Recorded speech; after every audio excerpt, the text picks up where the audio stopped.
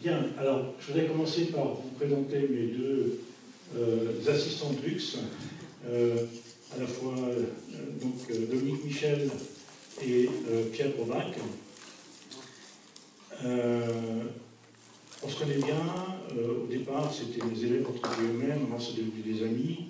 Ça fait près de 10 ans pour toi, 15 ans et 4-5 ans.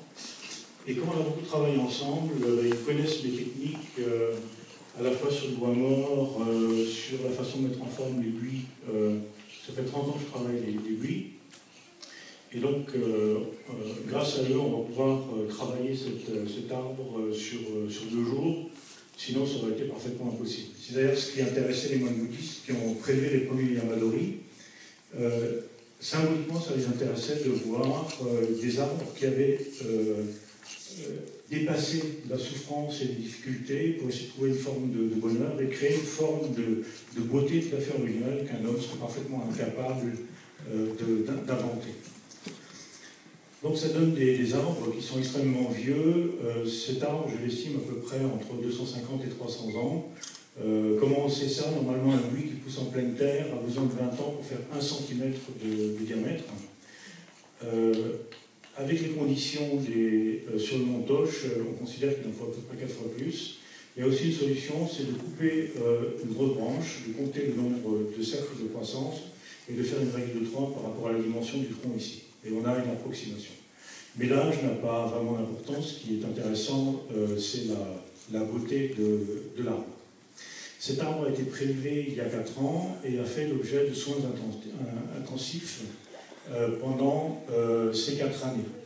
Alors qu'est-ce qui a été fait? D'abord un travail sur la motte pour réduire effectivement la motte de racines, beaucoup d'engrais protégés en hiver du vent et du froid trop vif parfois en Alsace, et toutes les grosses branches dont on n'avait pas besoin ont été coupées. Ce qui fait que la vigueur est allée dans les branches dont j'avais besoin. Et chaque année, il a été taillé en arrière, soit en juin pour les parties les plus fortes, soit en septembre pour les parties un peu plus faibles, pour effectivement avoir une ramification au bon endroit et d'avoir tout de suite les bonnes branches au bon endroit. Le petit secret, c'est que ce n'est pas coupant du tout. Ah, okay. C'est vraiment fondamental. Pourquoi? Parce que quand vous écorcez ici, vous retrouvez en dessous des volumes absolument extraordinaires que la nature a fait. Si vous prenez un outil électrique, en 15 secondes, vous avez tout cassé. Et tout le travail qu'a fait la nature pendant 200, 300 ans est cassé. Donc c'est important, effectivement, de prendre le temps. C'est un arbre qui est suffisamment vieux. On peut, par respect pour cet arbre, prendre le temps de gratouiller comme ça et de retrouver les formes qui sont en dessous. Ce qui veut dire que certains endroits vont être tellement beaux qu'on ne va pas y toucher. Et on va travailler uniquement sur les parties qui sont peu intéressantes. L'un des avantages aussi, c'est que quand on travaille avec ce type d'outils par coupant, on va par exemple, alors c'est très évident ici, vous voyez ici, on a des nuances de couleurs. Vous voyez cette partie qui est plus foncée. Et ça va nous permettre de lire l'arbre et de savoir effectivement, en gros, quel est le mouvement des veines. Et après, on va essayer effectivement d'exploiter ces informations pour travailler le bois mort. Alors, une fois qu'on a repéré les parties intéressantes et les parties qui le sont moins, par exemple ça c'est trop pointu, trop agressif, il faudra le retravailler. Donc je vais utiliser la pince à éclater, mais je ne vais pas la planter n'importe où. Je vais suivre les indications. Alors là vous ne le verrez pas parce qu'il faut aller très près. On a ici un tout petit creux et une couleur un peu plus foncée. Ce qui veut dire que si j'enfonce ma pince ici, je vais avoir un éclat qui va suivre le mouvement des veines. Et je vais mettre en valeur le mouvement des veines. Sur un génévrier, on peut tirer les veines qui sont encore vivantes et on peut trouver très vite la texture intérieure, la structure intérieure du bois. Comme ici, par exemple, il fait mourir une petite branche, ou ici, il fait mourir une petite branche, ou là. Ce qui veut dire qu'à l'intérieur, les veines correspondantes sont sèches. Sur une branche comme ça, on le voit d'ailleurs ici, sur la tranche, il y a une partie qui est foncée.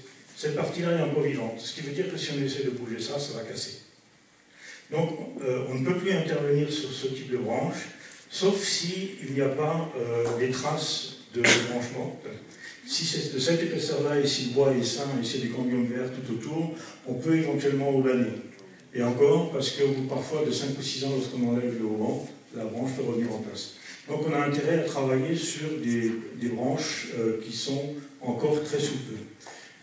Donc dans la préparation du glue, il est important de couper un maximum de branches. J'avais conservé celle-là pour vous le montrer, pour montrer que ça, effectivement, c'est plus possible. Par contre, toute la végétation qui est là, elle est extrêmement souple, et on va pouvoir compacter et faire une mise en forme relativement précise. Donc l'idéal, après une première mise en forme, c'est de ne pas pincer au printemps. Dans les bouquins, on voit souvent qu'à ce stade-là, il faut pincer et ne laisser que 2 feuilles.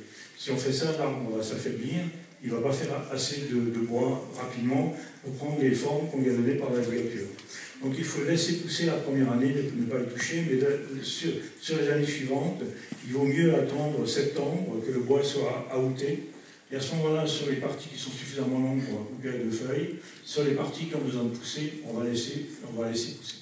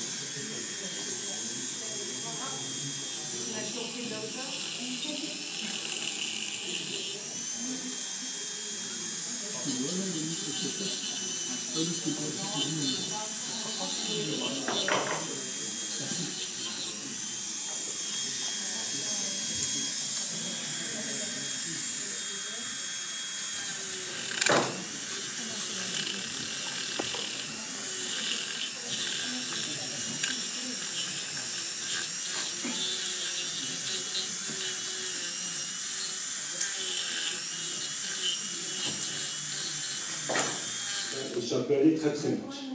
En 4-5 ans, on peut avoir des branches de l'épaisseur du pouce sur des arbres qui sont bien soignés. Alors c'est un arbre qui a bien sûr plein d'avantages, des petites feuilles qui sont persistantes, un bois extrêmement dense sur lesquels on peut faire des bois noirs extrêmement raffinés et fins. Ça n'a pas la texture de l'ivoire. C'est des bois qui sont extrêmement résistants à la pourriture. Et donc, c'est pas utile de les traiter avec du bialine ou ce genre de choses. En plus, le bois, en vieillissant, va prendre des teintes différentes, des gris ocrés, des gris presque blancs, jusqu'à des gris extrêmement foncés. Ce serait dommage de mettre du liquidagine et de cacher ces choses précieuses que nous donne la nature. Alors, il a un certain nombre d'inconvénients quand même. Il a un bois assez cassant. Ce sont des arbres qui sont vigoureux, j'en ai parlé, mais ils nécessitent beaucoup d'engrais. Donc je ne donne que de l'engrais organique, à la fois l'engrais de boulettes, les boulettes japonaises qui fonctionnent très bien, qui sont posées sur la terre. Lorsque je rempote, je rajoute aussi des granulés de l'engrais dans le mélange de terre. Régulièrement, tous les 15 jours, je donne de l'engrais liquide sur la terre, et tous les 15 jours également de l'engrais foliaire. Donc pour stimuler la croissance, pour que ces arbres soient les plus vigoureux possibles. Alors, dans les livres, on voit souvent que... Je prends une branche. Dans les livres, on voit souvent écrit que sur une branche comme ça, par exemple, au printemps, lorsque la nouvelle pousse est bien sortie, qu'il faut pincer à deux-feuilles. Si vous faites ça sur un buis, vous allez l'épuiser et au bout de quelques années, il va être chétif et gris de mourir ou il va faire mourir les branches. Donc la technique, c'est quoi? C'est de le laisser pousser, surtout après une mise en forme, où on va donner des courbures fortes aux petites branches par rapport aux grosses branches. Et si on veut que ces courbures restent en place, il faut que l'arbre émette beaucoup de bois. En fait, c'est le bois, c'est les couches successives de nouveaux bois qui vont se mettre en place, qui vont permettre à la branche de rester en bonne position. Donc, il faut laisser pousser. La première année après donc la mise en forme, on va laisser pousser, on ne va rien tailler du tout. La deuxième année, ce qu'on va faire, en septembre, lorsque la nouvelle pousse est complètement outée, comme celle-là par exemple, avec des feuilles bien vertes, et donc la tige principale en dessous qui est légèrement brune, à ce moment-là, on peut tailler à deux feuilles donc la pousse de l'année. Lorsqu'on a besoin d'une branche un peu plus longue, on laisse pousser et on ligature le bois de l'année qui est extrêmement souvent. C'est que c'est là au-dessus que ça va marquer. Et ça va marquer généralement au moment où la branche grossit le plus rapidement, c'est-à-dire en juillet et en août. Si vous ôtez le fil, tout le fil, à ce moment-là, en juillet et août, vous allez arracher le cambium et la branche va mourir ou risque d'être fortement blessée. On retrouve ce phénomène sur des arbres comme le mélèze ou l'épicéa par exemple. L'épicéa en particulier est extrêmement fragile. Donc surtout quand le fil commence à marquer, n'ôtez pas le fil en juillet-août, attendez l'hiver que l'arbre soit en repos et fait donc une nouvelle couche de bois bien aoûtée, bien mûre, et à ce moment-là vous pourrez ôter le fil, mais uniquement là où ça a marqué. Alors pour éviter que ça continue de marquer, qu'est-ce qu'on fait? On incise simplement le fil comme ça, et il va rester en place. Simplement quand la branche va grossir, le fil va se détacher de lui-même, et vous n'allez pas laisser beaucoup plus la branche elle-même, et à ce moment-là, en hiver, vous allez retirer uniquement la partie du fil qui a marqué.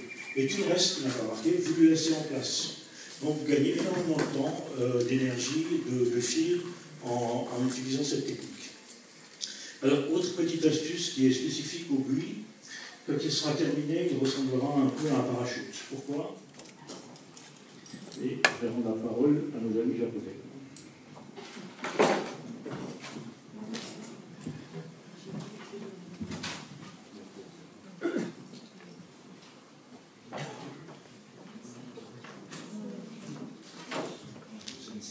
Et où vous verrez toutes les photos de son jardin, de ses arbres, et aussi sa démonstration à la SPAC sur un arbre de Daigo Iwasaki.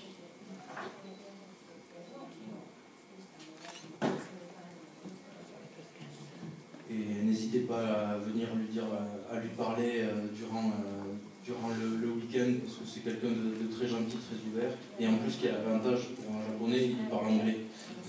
Donc, ne vous privez pas de venir discuter un petit peu avec lui.